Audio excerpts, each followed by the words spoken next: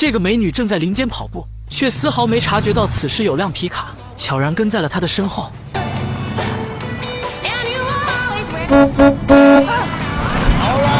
吓得女人赶紧往家的方向跑去，可却发现那几个猥琐男正是她家请来的装修工人。因为和丈夫吵了架，女人更是为了气丈夫，对着这群人解开了扣子。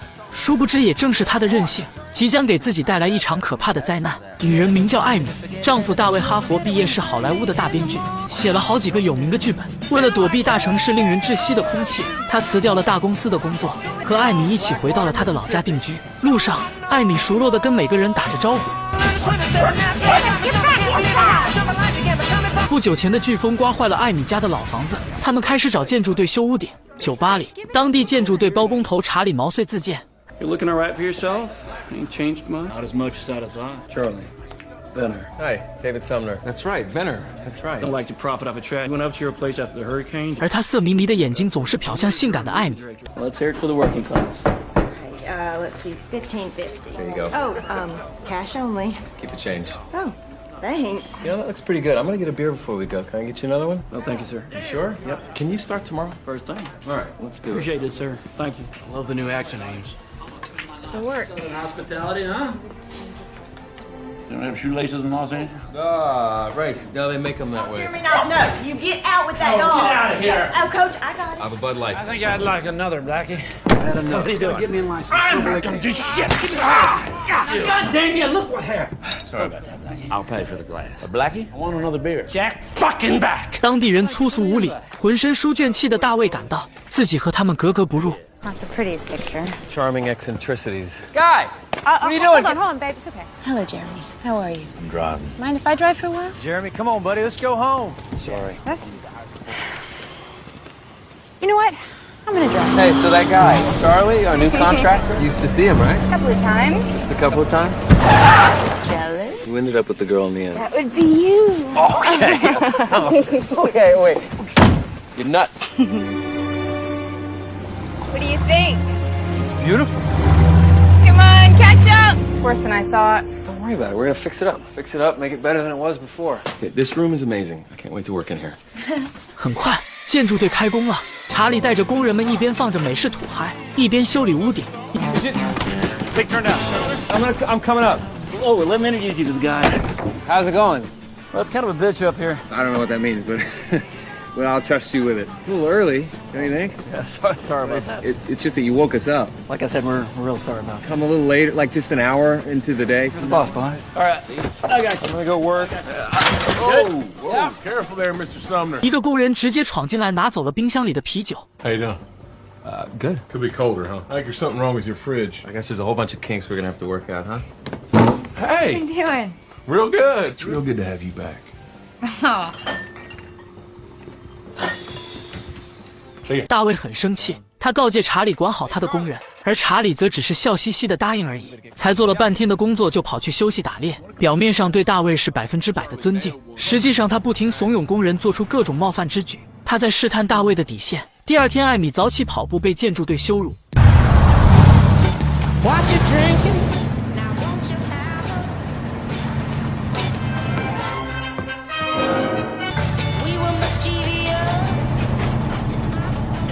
All right, that's enough, Norm. Looking good, ain't it? Dad, we should go. 看着工人们肆无忌惮的目光，他终于意识到这些人再也不是儿时的伙伴，而是随时可能吞噬自己的狼群。艾米向大卫求助，大卫竟然认为是艾米穿着暴露，有错在先。 Are you saying I'm asking for this? I'm just saying that you look amazing. It bothers you. I'm a little more modest. And You're saying that if I put on a bra, I'll gain more respect? I mean, I'm taking a bath. You know, I dress for you, David. I dress for you. I already know what you look like naked, so. 艾米心中残存的温情被击碎，赌气般的打开正对着建筑队的窗户，展露年轻的身体。建筑队的男人们眼睛都直了，特别是查理，从小他就仰慕艾米，一直求而不得。这些年来，他都在本地工作，头脑简单。他认为艾米在引诱自己， Break it up, baby. Break up the music. 只能奋力敲打钉子转移注意。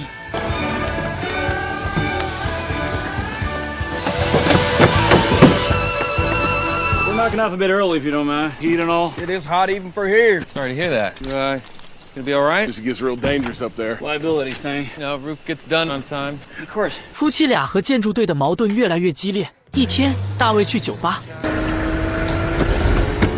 在路上他遇见建筑队的车子，他不计前嫌的挥手和他们打招呼。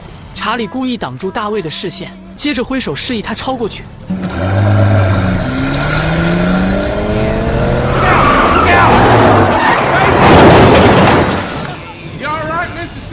显然对方是故意而为之，可一向软弱的大卫却依旧面带微笑地表示自己没事。该说不说，这男人也真是够窝囊的。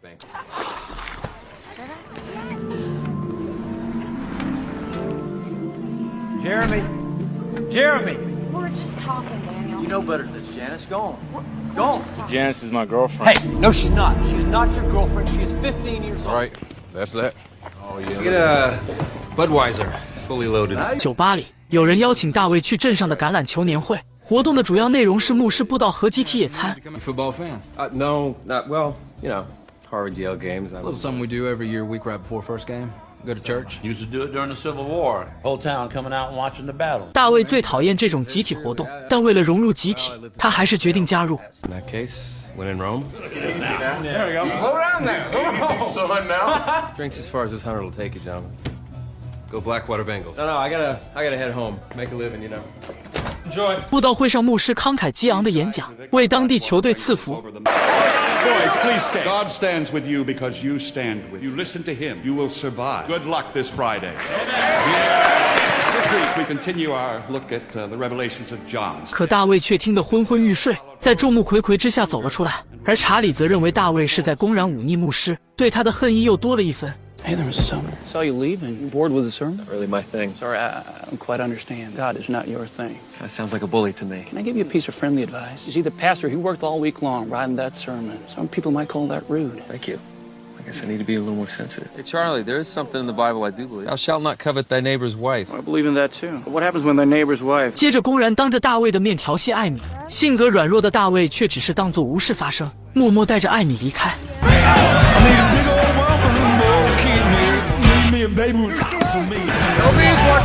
Credit cards, I assume? No, sir. $4. Keep the change?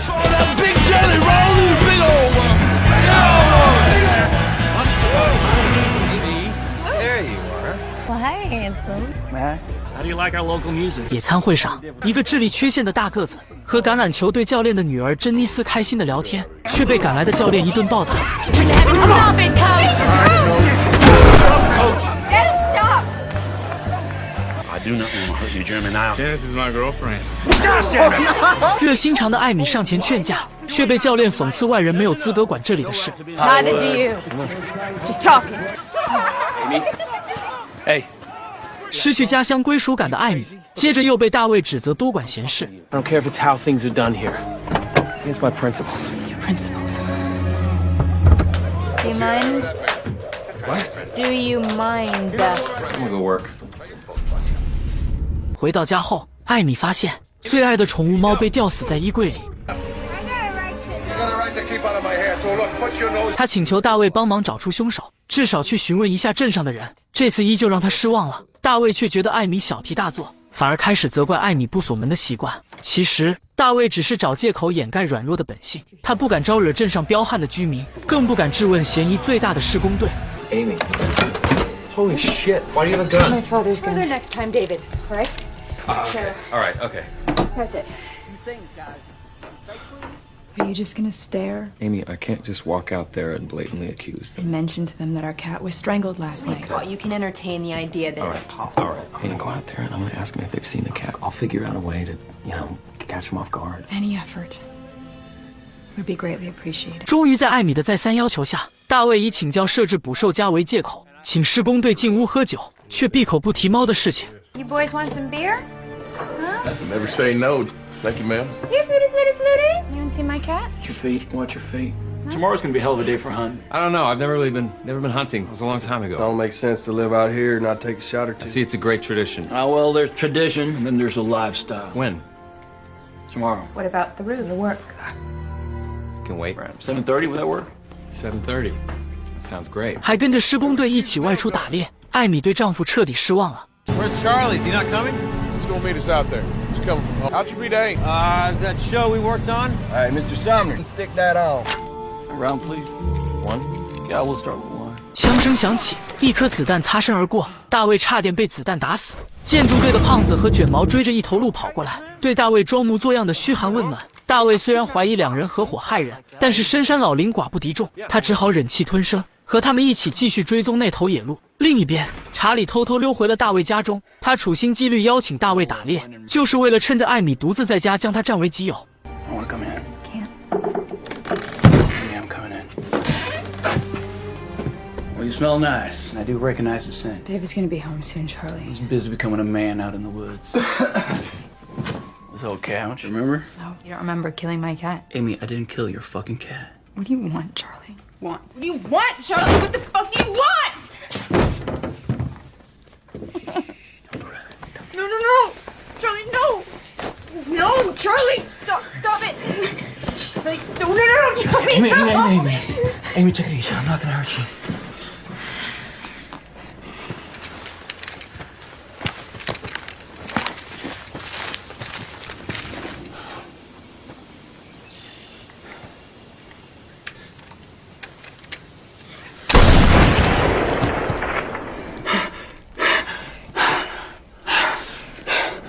Oh.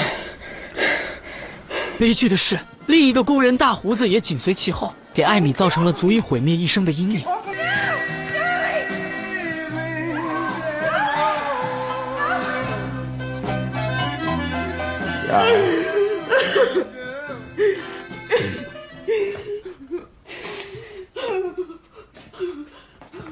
因为独自一人，大卫无法把猎物带回去，只好跑到马路上搭便车。Hard getting a ride when you're carrying that thing around. Caused by the man on the highway with a rifle. 路过的警官告诉他，现在是禁猎期。大卫这才明白又被查理骗了。愤怒的大卫回到家中。Your friends, your fucking redneck hillbilly friends abandoned me out there. Firing them. Good for you. What the fuck is that supposed to mean? You're a coward. So am I. Plain and simple. 面对无助哭泣的妻子，他却嫌她太吵。艾米崩溃了。本来以为回到家乡之后是美好的生活，但是野蛮的居民、残暴的童年玩伴以及软弱的丈夫，击碎了他的一切幻想。可大卫却丝毫不顾及艾米想要离开的念头，迫切地想要在小镇上立足，彻底融入黑水镇来证明自己的能力。他支付高额的违约金，解雇了查理的施工队。I don't think the roof's coming together fast enough. How long does it usually take you to roof, Mr. Sumner? You guys, you come here, you work a couple of hours, he lays about. I'm just not happy. Why don't we just wash our hands of this, be good neighbors? It's fine, I can cover that cost. 5,000 and a few. Let's make it 5 flat. That'll be cash only. I just fucking look at you. So now that we ain't working for you no more, maybe we'll see you around town again, Amy Cakes. 带着艾米去观看小镇居民每周必看的球赛。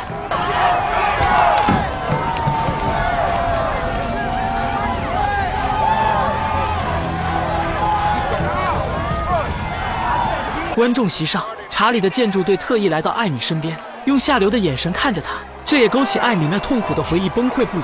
体育仓库里，教练的女儿珍妮斯正在和傻大个调情。You know you're very handsome, Jeremy. You have kind eye. I'm not gonna hurt you, okay? You kissed real nice. Has anyone ever told you? 教练发现女儿不见了，开始四处寻找。You all seen Jan anywhere at all? No, I haven't seen her. Maybe she was ladies' room. You saw her talking to Jeremy Niles. You don't say a word. You know better than that. I might try something, okay? 惊慌失措的傻大个则赶紧捂住了珍妮斯嘴巴，可由于用力过猛，不小心捂死了她。随着珍妮斯的死亡，所有的矛盾都逐渐集中到了一起，这座压抑的城镇就要在暴力中迎来巨变。大卫终于注意到妻子的异常，开车带她离开的路上，他撞上了失魂落魄的傻大个。Are you okay? What is that? Niles? No. You're gonna be all right. Amy, I need you to get in the back. Oh my God, David. Baby, Can we baby, take him to baby. a hospital? 并把他接回家照顾。大卫拨通救护车的电话，告知了自己的位置。而这个消息通过体育场的勤务车传到了教练的耳朵里。教练坚信傻大个拐跑了女儿，他愤怒的咆哮，发誓冲到大卫家杀了傻大个。查理听到后心中窃喜，煽风点火，主动开车带着教练捉拿傻大个。大卫正在给傻大个包扎，听到查理和教练的叫门声，他犹豫了。他知道教练有多么暴躁，更信不过查理一伙人。见里面没反应，查理赶紧过去车上拿来猎枪，准备强行攻入大卫的家，抓住傻大个。Man straight. You don't want the world know the hurt's coming your way, honey. Amy, he's just trying to find his daughter. That's right. 警官这时赶了过来，他命令查理一伙人放下武器，并向大卫承诺会保护好傻大个的生命安全。大卫相信这位警官，就在他慎重考虑交人的时候，崇尚暴力的教练担心傻大个被法律保护，决定杀死所有挡在他面前的人。You have my word. He'll be in my custody. Behind you! 查理等人炸开了锅，在场的所有人都是从犯。查理等人不得不跟着教练进攻大卫的家，而且现在目标不光是傻大个，还有作为目击证人的大卫和艾米。面对前所未有的生存压力，从前跟人大声讲话都会胆战心惊的大卫，反而冷静了下来。他熄灭所有的灯，安抚妻子和傻大个，并关上所有的门窗。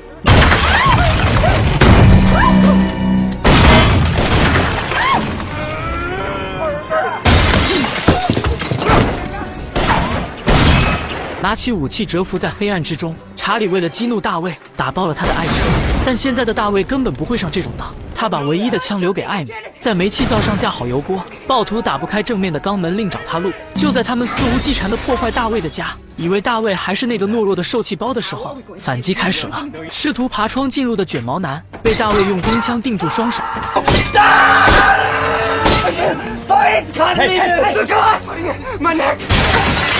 教练向大卫开枪，大卫躲在桌下，看准时机把沸腾的热油泼到了教练手上。在教练的惨叫声中，大卫打开唱片机，播放那首他最爱的爵士。音乐中，他完全褪去了剧作家的文弱。查理开车撞开了墙壁。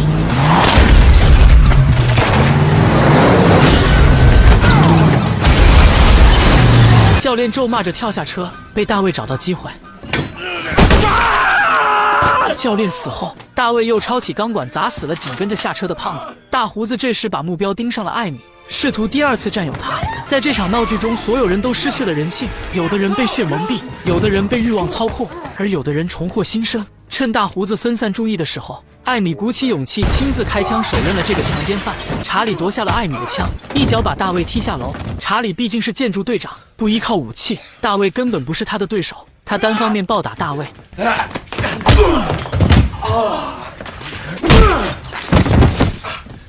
并把枪口抵在对方头上。艾米捡起的床边的猎枪，警告查理放下武器。就在查理得意表示猎枪里没有子弹时，查理怎么也不会想到自己会败在一个始终瞧不上眼的懦夫手中。